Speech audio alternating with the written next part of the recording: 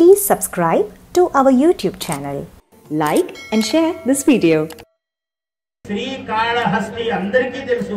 శ్రీ సాలెపురుగు, కాళము పాము, హస్తి ఏనుగు, ఇవి మనకు స్థూలముగా ఒక జ్ఞానం ఉన్నది.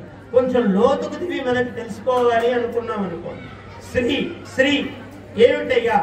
సకలమున ఆత్మసూతి నిజ సత్వము చే రచయింప విశ్వకర్మ పుత్రకుడగు పూర్ణనాభుడు మదంబుననాతని ధిక్కరించి సృష్టికి ప్రతి సృష్టి నేర్పున సృజించిన కోపమునం శపించే. బ్రహ్మదేవుడి దగ్గర విశ్వకర్మ అనే ఒక మహానుభావుడు ఉన్నాడు. ఈ విశ్వకర్మ సకల దేవత ఆయతనములను నిర్మాణము చెయ్యడములో ఘనుడు. ఆయన మయబ్రహ్మ ఉన్నాడు. ఆయన ఎక్కువగా రాక్షసుల భవనాలు నిర్మాణం చేస్తూ ఉంటాడు. ఈ దేవతా భవనాలు ఎక్కువగా నిర్మాణం చేసేది విశ్వకర్మ. ఆ విశ్వకర్మ కుమారుడు ఊర్ణనాభి అని ఒకడు ఉన్నాడు. ఊర్ణనాభుడు వాడి పేరు. ఈ ఊర్ణనాభుడు అన్నవాడు ఏం చేశాడు? మామూలుగా తండ్రి ఏదైనా వృత్తిలో పనిచేస్తుంటే పిల్లవాడు కూడా సహాయం చేస్తూ కొంచెం కాస్త తెలివైన వాడైతే ఎక్కువ నేర్చుకుంటాడు కొద్ది రోజుల్లోనే. వీడు కొంచెం అతి మేధ కలిగిన వాడు, పిల్లవాడు చాలా చురుకైన వాడు. వీడు కొంచెం ఈ సృష్టి మర్మం అంతా బాగా తెలుసుకుంటున్నాడు. ఓ రోజు పిల్లవాడు కదా అతిశయం చేత బ్రహ్మ దగ్గరికి వెళ్ళాడు.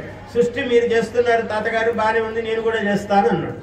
అంటే ఒరే నీకే పిల్లవాడిని వెనుక రా అని తండ్రి వారిస్తున్నాడు. కానీ వినకుండా ఇదిగో చూడండి అని సృష్టి మొదలు పెట్టాడు. వాడు చూస్తూనే బ్రహ్మ కన్నెర్ర చేశాడు. ఏమిరా నీ వయస్సేమి, నీ యోగ్యత ఏమి, నువ్వు నాతో సమానముగా సృష్టి చేస్తావా ఓ అని వాడిని శపించాడు.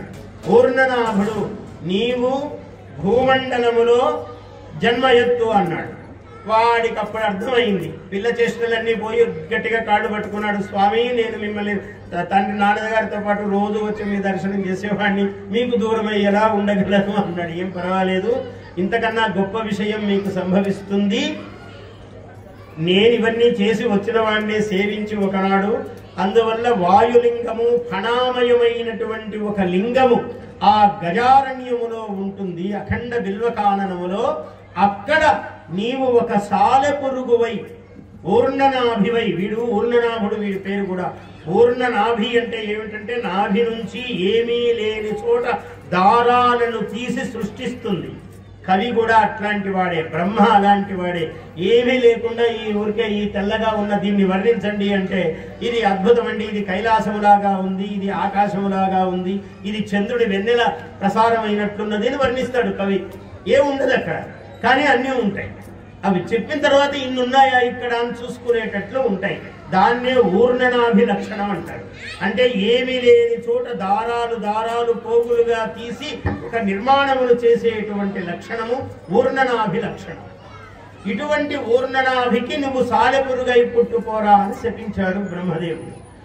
నీవు ఒక ప్రకటంబకు నామమునన్ అన్నాడు. ఒక విశిష్టమైన నామధేయంతో నువ్వు వెలుగొందుతావు పో అన్నాడు. శ్రీ అనేటువంటి పేరు సాలెపురుగుతో ఎవరు పేరు పెడతారండి?